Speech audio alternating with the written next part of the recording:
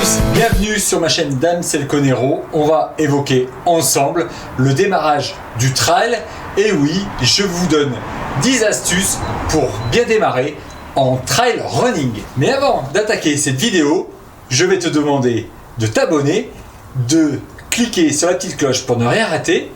Et on se voit juste après le jingle. Oui, car pour démarrer en trail running, il est important d'avoir ces 10 astuces pour que ton trail passe de mieux en mieux et que tu prennes du plaisir sur cette nouvelle discipline, toi qui viens de la course sur route ou d'ailleurs. Donc profites-en, reste jusqu'à la fin pour avoir l'intégralité de ces conseils. Mon premier conseil, c'est d'avoir un plan d'entraînement adapté à ta personne.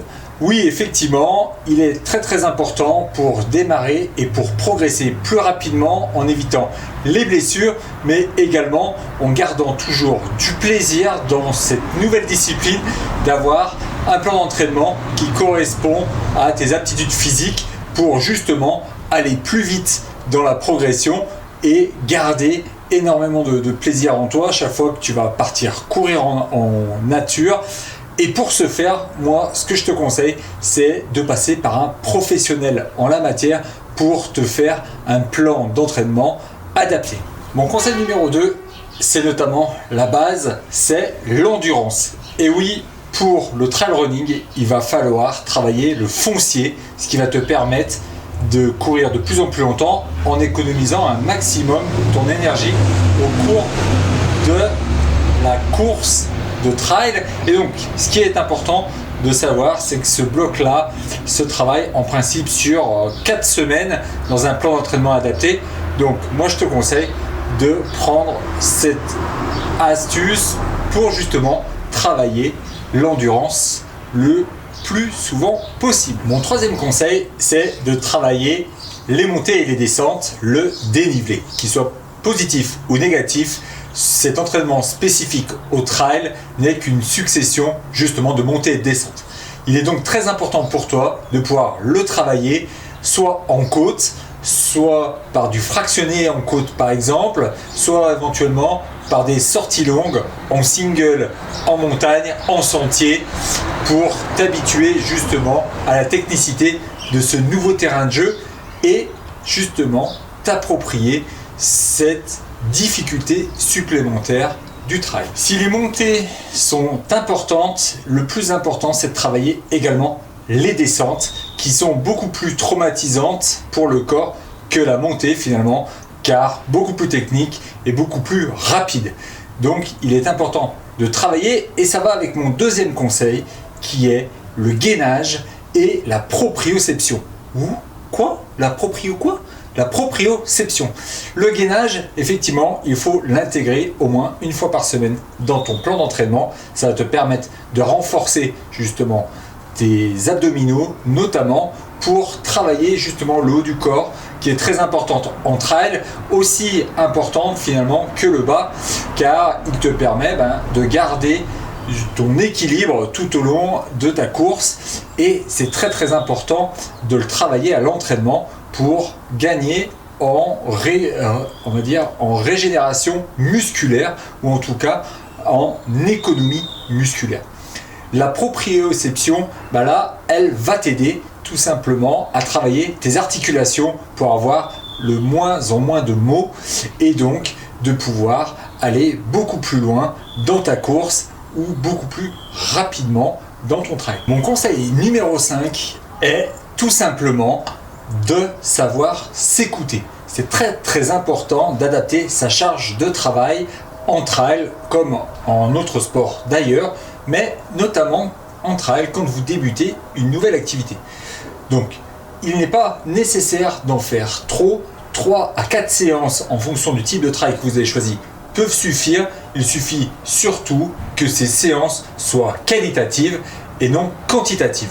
Ne comblez pas votre agenda pour le dire de le combler en perdant ce qui fait de vous et ce qui a fait de venir au trail, mais plus exactement faire de la qualité, du spécifique comme on a vu précédemment et également apprendre à s'écouter. Si vous avez besoin d'une journée de récup supplémentaire, prenez-la. Et surtout, si vous avez un objectif précis, faites-vous accompagner. Mon 6e conseil, c'est de garder sa motivation intacte.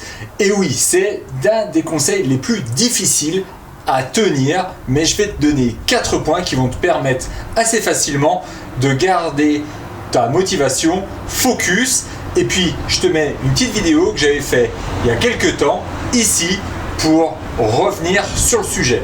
Mais globalement, la première, on va dire le premier point, c'est arriver à bien dormir. Fais une nuit de 7-8 heures pour te régénérer.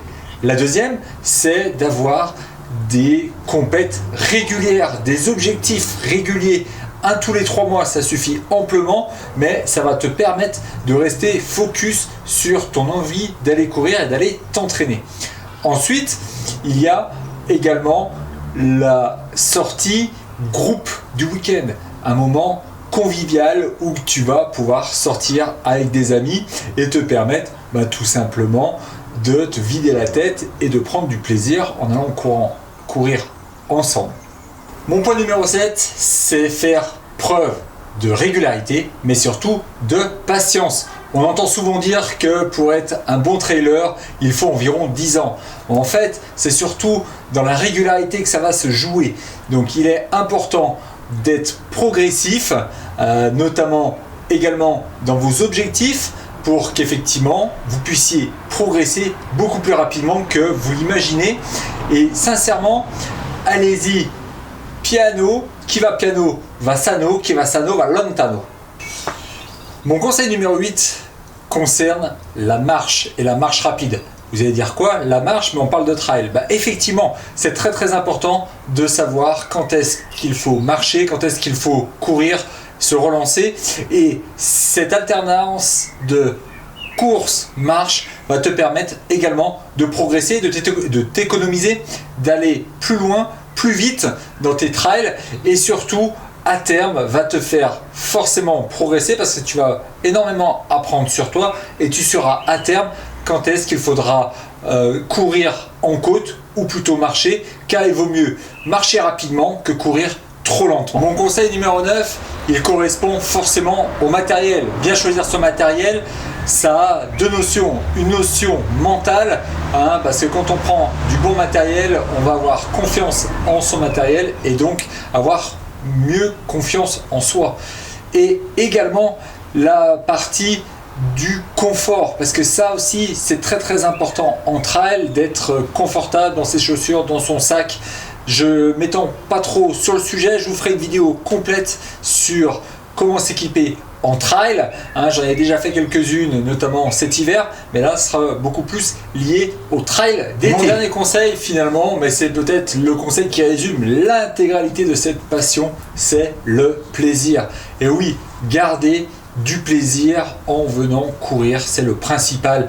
Donc sincèrement, vous faites tout ça pour prendre du plaisir, courir en nature, prendre du plaisir, courir avec des amis, et gardez cette motivation et gardez ce plaisir. C'est ce qui a permis de vous voir vous lancer dans cette nouvelle aventure. Et je suis ravi et il faut absolument que vous gardiez ça. J'espère que ces conseils vont vous servir, que cette vidéo vous aura plu. N'hésitez pas à liker, à cliquez sur la clochette pour rien oublier et puis surtout abonnez-vous. Moi je vous dis prenez soin de vous, à très vite en course ou sur cette chaîne et je vous dis on the road again.